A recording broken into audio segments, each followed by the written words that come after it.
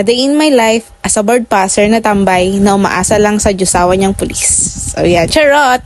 So yan, linis-linis tayo guys habang naka-duty ang ating mister. So ayan, malinis na para pagka-uwi ni mister.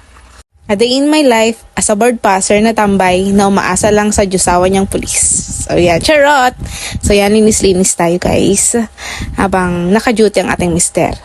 So ayan, malinis na para pagka-uwi ni mister. Happy husband! So ayan, after maglinis, magluto naman tayo ng paksiw na bangus. So yum, yum, yum! Ayan, iluluto na natin yan. After that, lunchtime. So after lunch, paliguan naman natin ang ating alagang Sky Kai. So yan, bango-bango na ang ating alaga. Ay, sa kakapagod. So yan, tapos na po ang ating Sky Kai. Tapos na siyang maligo.